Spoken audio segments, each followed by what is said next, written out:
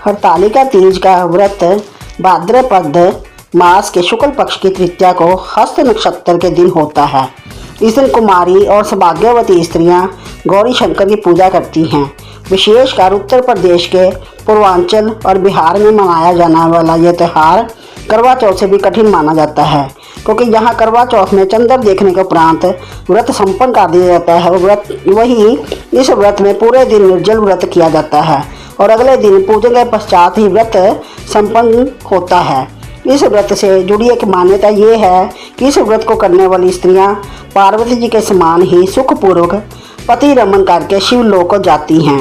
सौभाग्यवती स्त्रियां अपने सुहाग को अखंड बनाए रखने और अविवाहित युवतियां मानानुसार वर पाने के लिए हरितालिका तीज का व्रत करती हैं। सर्वप्रथम इस व्रत को माता पार्वती ने भगवान शिव शंकर के लिए रखा था। इस दिन विशेष रूप से गौरी शंकर का ही पूजन किया जाता है। इस दिन व्रत करने वाली स्त्रियां सूर्योदय से पूर्व ही उठ जाती हैं और नहा धोकर पूरा श्रृंगार करती हैं। पूजन के लिए केले के पत्तों से मंडप बनाकर गौरी शंकर की प्रतिमा स्थापित की जाती है। इसके साथ पार्वती जी को भजन कीर्तन करते हुए जागरण कर 3 बार आरती की जाती है और शिव पार्वती विवाह की कथा सुनी जाती है। हरतालिका तीज कैसे मनाई जाती है?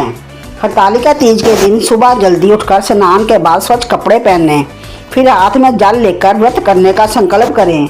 माता पार्वती, शिवजी और गणेश जी की मिट्टी की प्रतिमाएं बनाकर एक चौकी पर स्थापित करें।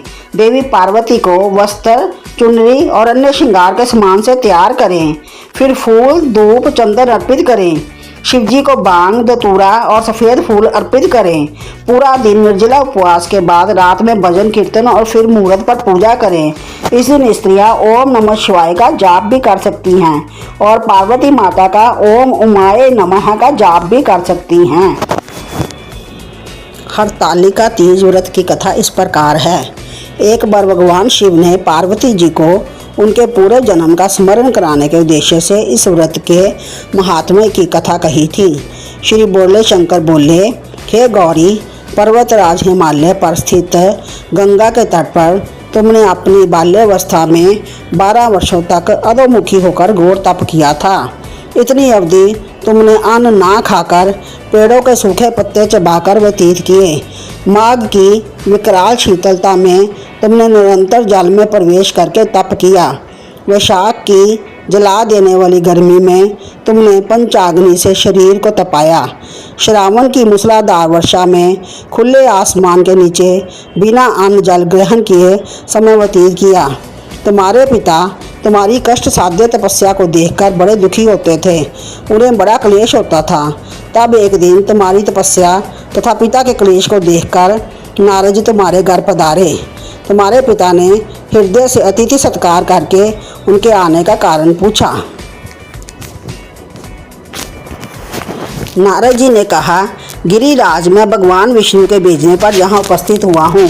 आपकी कन्या ने बड़ा कठोर तप किया है। इससे प्रसन्न होकर वे आपकी इस पुत्री से विवाह करना चाहते हैं।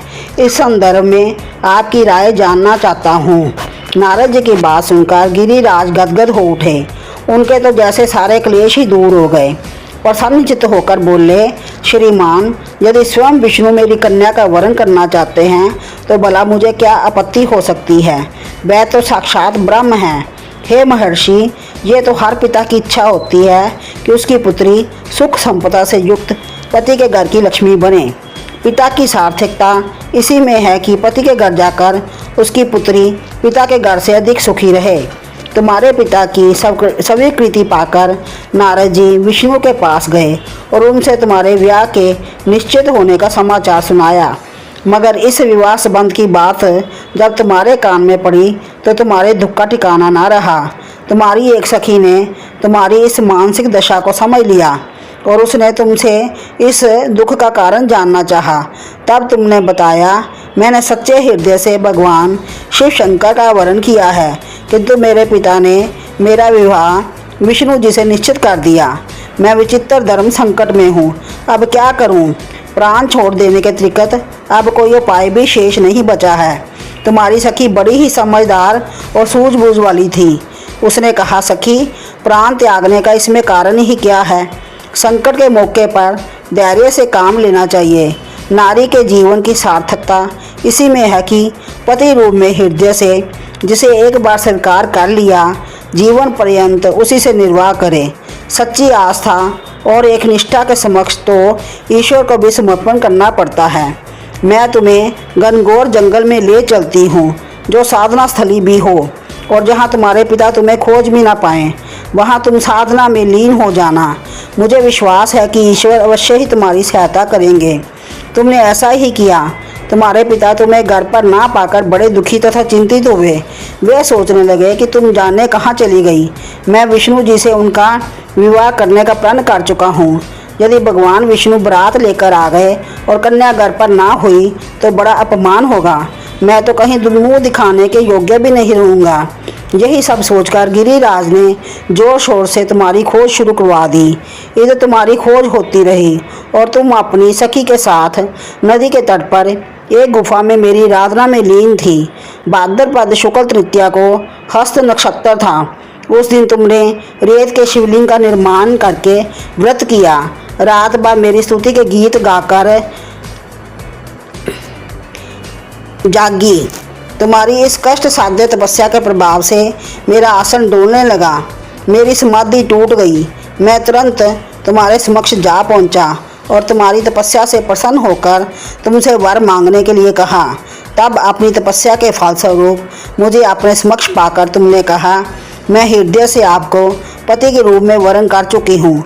यदि आप सचमुच मेरी तपस्या से प्रसन्न होकर आप यहाँ पधारे हैं तो मुझे अपनी अर्धांगिनी के रूप में स्वीकार कर लीजिए। तब मैं तथास्तु कहकर कैलाश पर्वत पर लौट आया। प्रातः होते ही तुमने पूजा की समस्त सामग्री को नदी में प्रवाहित करके अपनी सहेली सहित व्रत का पारण किया।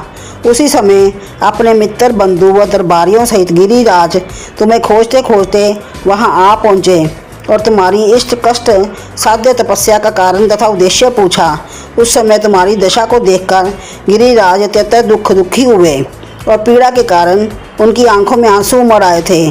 तुमने उनके आंसू पोंछते हुए विनम्र स्वर में कहा, पिताजी, मैंने अपने जीवन का अधिकांश समय कठोर तपस्या में बिताया है। मेरी इस तपस्या का उद्देश्य केवल यही था कि मैं महादेव को पति के रूप में पाना चाहती थी। आज मैं आपकी तपस्या की कसौटी पर खरी उतर चुकी हूँ। आप क्योंकि विष्णु जी से मेरा विवाह करने का निर्णय ले चुके थे, इसलिए मैं अपने आराध्य की खोज में घर छोड़कर चली आई। अब मैं आपके साथ इसी शर्त पर घर जाऊंगी कि आप मेरा विवाह विष्णु जी से ना करके महादेव जी से करेंगे। गिरिराज मान गए और तुम्हें घर ले गए। कुछ समय के पश्चात शास्त्रोक्त विधि विधान पूर्वक उन्होंने हम दोनों को विवाह सूत्र में बांध दिया। हे पार्वती, भाद्रपद की शुक्ल तृतीया को तुमने मेरी आराधना करके जो व्रत किया था, उसी के फलस्वरूप मेरा तुमसे विवाह हो सका। इसका महत्व ये है कि मैं इस व्रत को करने वाली कुंवारियों को भी मनोवांछित फल देता हूँ। इसलिए सौभाग्य की इच्छा करने वाली प्रत्येक युवती को ये व्रत पूरी एक निष्ठा तथा आस्था से करना चाहिए। पार्वती माता जी की आरती। जय पार्वती माता मैया, जय पार्वती माता। ब्रह्म सनातन देवी शुभ फलदाता, ओम जय पार्वती माता।